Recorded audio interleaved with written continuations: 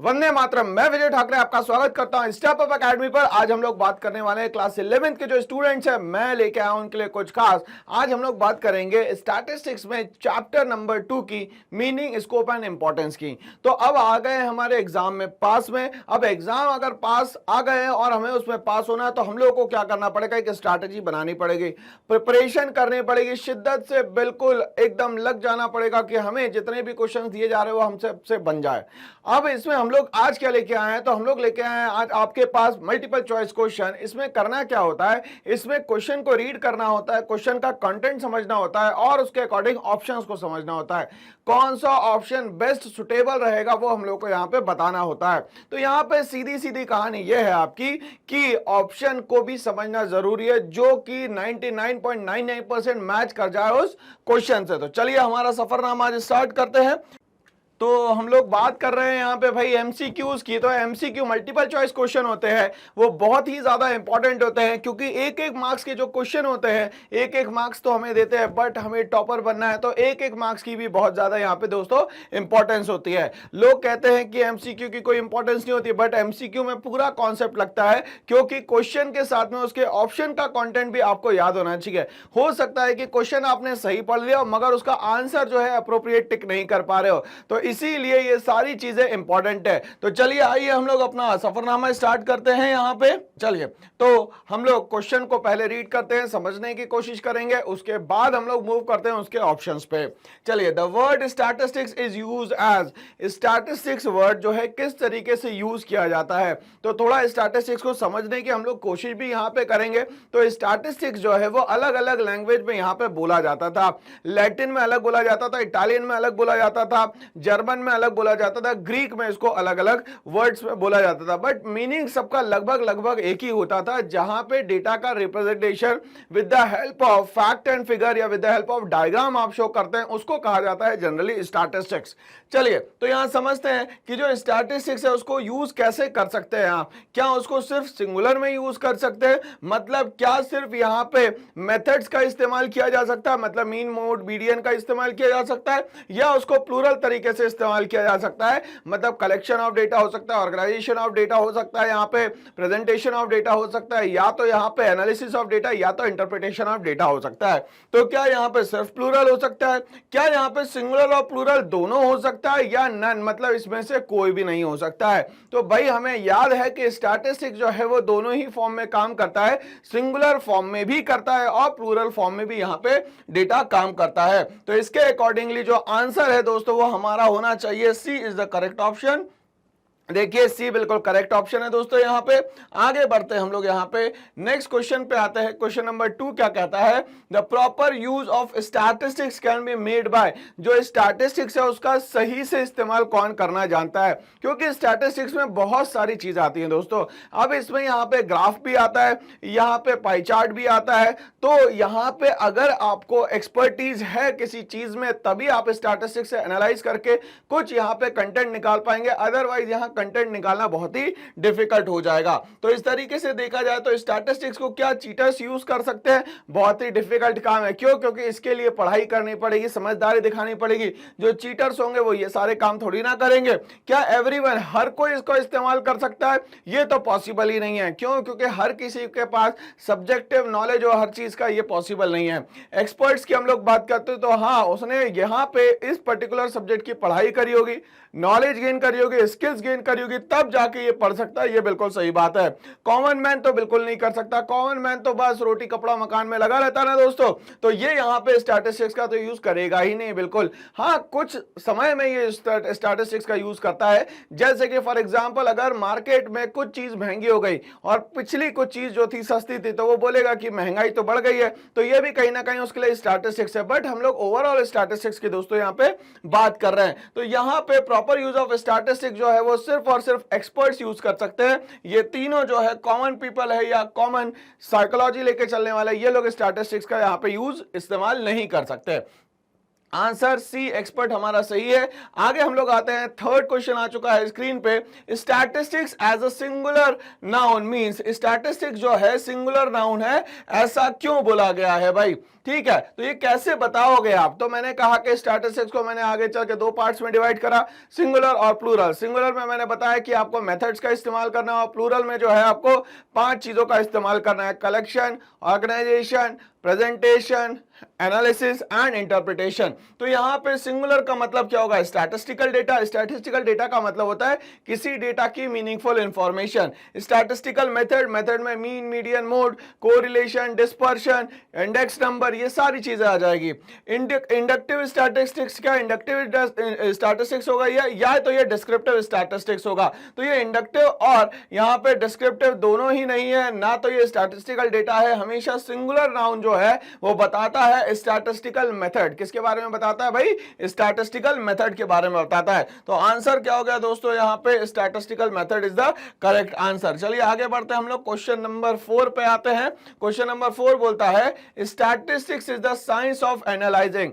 Science of analysing का मतलब ये होता है कि भाई वो सब्जेक्ट जो हर एक पर्टिकुलर जो भी चीजें हो रही हैं आज, उन सब के पीछे आपको रीजंस बता पाए, उसको बोलते हैं हम लोग साइंस। अब ये साइंस ऑफ एनालाइजिंग का मतलब ये हुआ कि आप जो भी रीजन बता रहे हो, क्या वो बिना एनालाइज करके बता रहे हो या एनालाइज करके बता रहे हो? तो आप अगर एनालाइज करके बता रहे हो तो क्या ये स्टैटिस्टिक्स है? बिल्कुल है। अब ये बोलता है ये किस तरीके से आपको सपोर्ट करता है, क्या ये क्वालिटेटिव डेटा होता है? स्टैटिस्टिक्स कभी भी क्वालिटेटिव डेटा नहीं होता। अब ये क्वालिटेटिव डेटा क्या होता है? जो पर्टिकुलर किसी भी पर्टिकुलर चीज की तारीफ करे या उसकी बुराई करे, in terms of words, not in terms of number, उसको कहा जाता है क्वालिटेटिव डेटा।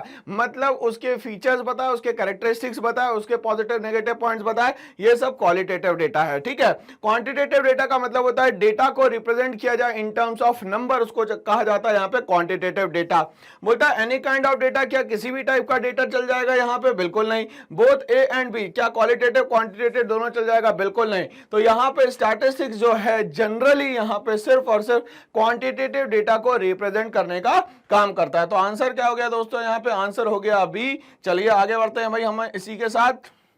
नेक्स्ट क्वेश्चन आ गया है, question number 5 on the screen. Statistics as a plural noun indicates. अगर स्टैटिस्टिक्स प्लूरल नाउन है तो क्या बताएगा? ये किस तरीके से अपने को शो करेगा? क्या ये स्टैटिस्टिकल मेथड होगा? स्टैटिस्टिकल मेथड तो सर आपने अभी बताया हमें कि यहाँ पे ये सिंगुलर फॉर्म होता है। डिस्क्रिप्टिव स्टैटिस्टिक्स होगा क्या? क्या ये ब्रीफली सब चीजें करके बताएगा? क्या ये स्टैटिस्टिकल डेटा होगा?